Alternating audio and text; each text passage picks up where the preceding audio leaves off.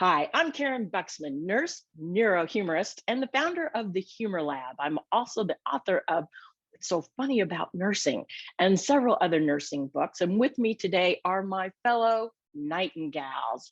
Join me in welcoming Kathy Dempsey. She is the founder of The Shedding Revolution, the author of Shed or You're Dead, and a number of other books. With us today is also LeAnn Thieman, who is the author of the Chicken Soup for the Nurse's Soul series, the book Self-Care for Healthcare. I do know this, Self-Care for Healthcare, and the founder of Self-Care for Healthcare, helping thousands, tens of thousands, hundreds of thousands, gazillions of nurses across the country. So we are here today to bring you a message that the year of the nurse, back in 2020, was the year of the nurse. Then the World Health Organization proclaimed that 2021 was also going to be the year of the nurse. Well, folks, things didn't turn out like we thought. So we are here to proclaim, the Nightingales are saying that 2022 is the year of the nurse and beyond. What do you have to say about that, Kathy Dempsey?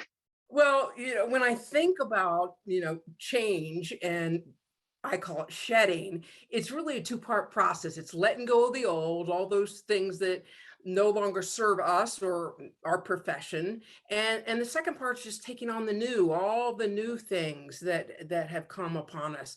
And when I think back even 100 years ago, when my grandmother in 1920 was a nurse, Virginia Martucci, in George Washington University Hospital in Washington, D.C. She was the OB nurse. And I distinctly remember her because her outfit, of course, it was starched white, and the white hat and the white hose and the white leather hard shoes that had to be polished if you wanted to stay on the floor. And so fast forward to 1961, she was actually on duty when my mom came in labor with me. So she got to deliver her own grandchild and get paid for it too. I never knew that. Yeah. So actually, you fast forward, when I went to nursing school in the early 80s, it still was the white uniform, the white cap, no pants allowed, pantyhose stockings. It was the same uniform. But when I think about how accelerated shedding has been the last few decades, I mean, we've shed white, right? I mean, we've shed those pantyhose, we've shed the caps, we're into color now.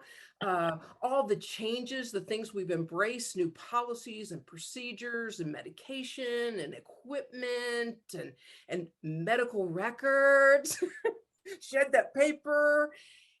But there's one thing that hasn't changed, and that's the care of the patient is the number one priority.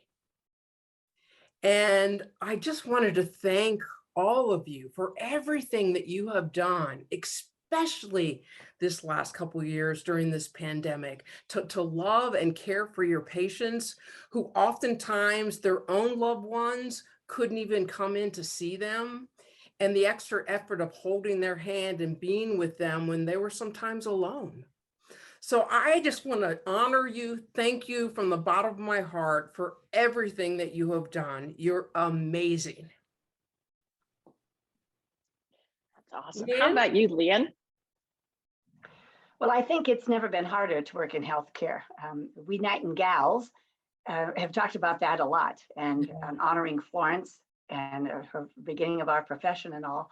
And I tell nurse leaders and nurses today, thank you, Karyn, as I speak to tens of thousands of them, that I don't think it's been any harder than it was for Florence when she had to shuffle coal into the furnace and make sure her petticoat didn't get caught on fire. I think it's still that hard today, and yet we just keep showing up. This has been, no doubt, the toughest 2 years in healthcare givers' lives personally, as well as professionally. Nobody seems to deny that. We hear a lot about nurses being burned out, but I suggest that they really are not burned out, but drained out. We've had some horrible fires here in Colorado, and many people have heard about them all over the country. And I know what burned out looks like. It's destroyed. It's for good sometimes. And I believe that we are drained out as healthcare workers and that we can refill those wells. And we need to be giving permission to do so, to make our own self-care a top priority, because so often nurses and healthcare givers are so busy taking care of everybody else that they don't take very good care of themselves. I often tease we treat ourselves in ways that we would never treat a patient or somebody that we loved. Yeah. We'd never deny them food or drink or bathroom privileges. And yet, how often do we do that to ourselves? So my mission in life is to remind nurses and all health caregivers that they need to take time every single day, to care for their bodies, their minds, and their spirits. Yeah. And just to take care of their bodies and of course to eat right and exercise. We hear a lot about that. But to sleep, we are a sleep deprived profession. And we know that sleep is key to our mental and physical well-being. And to remind them to breathe, to laugh. Karyn can talk a lot about that. And to think positive. And to forgive. And interesting, that's the one people talk to me most about these days. Next to spirituality. That's the thing they talk to me most about. To being in touch with whatever divine, higher power, supreme being, God you believe in, and to take time every day to pay attention to those three things. Because as Kathy said, working in healthcare is a calling. And it called me 40 years ago, and my superiors 40 years before that, and Florence hundreds of years before that. And for all those in healthcare, thank you for answering that calling. And on those days you feel like you're not doing enough, know that you are making a tremendous difference in this world in ways that you'll probably never, ever know. So thanks for answering the calling. And remember, every single day, take time, even if it's 5 minutes, to care for your mind, your body, and your spirit, because you deserve it. Yes. That's beautiful. Beautiful. Well, you're reminding me of a nurse angel in my life. And Kathy and LeAnn, I don't know if you ever got to meet my friend Doug Fletcher. He was the publisher of the Journal of Nursing Jocularity. And while he would stay out of the limelight, he really understood the importance of humor for self-care and for nurses to take care of themselves. And he would put on an annual conference every year. But I remember this one particular year, I was his featured speaker. And as I'm getting ready to go to the airport, I swung by his hotel room to go get him. And he comes to the door, getting ready to leave. And then he goes, oh, wait, I forgot something. And he walked back into his hotel room. So I followed him, and he walked up to the little couch in his room, and he put both of his hands deep in his pockets. He pulled out all of the coins in his pockets and then proceeded to shove them in between the cushions of the couch. What are you doing? And he looked at me and he said, man, we're not going to be here to see this, but someday somebody's going to have so much fun finding the money in this couch. Now, my first response was, you need a hobby. But then I realized the beauty of what he had done, because he was never going to be there to witness the outcome of somebody finding the money. And he didn't put a little note in it and said, oh, if you find this money, my name's Doug Fletcher, and you can text me and thank me for this. He did it because that's what he was called to do. He was called to put fun and delight into people's lives. And in that way, I realized, the three of us realized, that most days, almost any day, you're not getting the recognition that you deserve. You're not seeing the outcome of your work. You don't know the trickle down effect of what is happening through what you're doing and through your calling.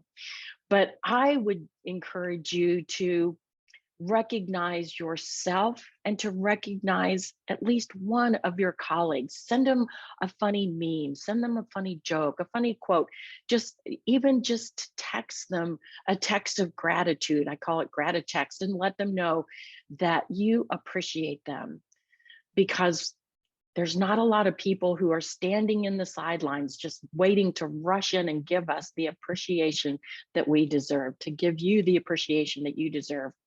And so they do appreciate you, but instead of waiting for them to come in, start with yourself. You are doing such wonderful work. And the three of us are called here together because of your calling, because we are so grateful for you. As LeAnn said, from the bottom of our hearts, Kathy said from the bottom of her heart, we appreciate what you do, and we want you to be able to continue forward with all that you do. We have pooled our resources together. We would encourage you to go to yearofthenurse.com. Doesn't matter that it's not 2020, that it's not 2021. We are still here for you. We want to continue to be resources for you. And if you're watching this and you're not a nurse, but you are a cheerleader for a nurse, you love a nurse, you know a nurse, please share this with them, because we want every nurse to know that they are appreciated and that it is our privilege, our joy, and our honor to recognize them. Yay, indeed. Yay. Hey. So with that, keep watching for us. We're going to be bringing you more. But until then, again, we recognize and celebrate you. Take care. Bye-bye. Thank you. Happy shedding. Bye. Thanks for all you do.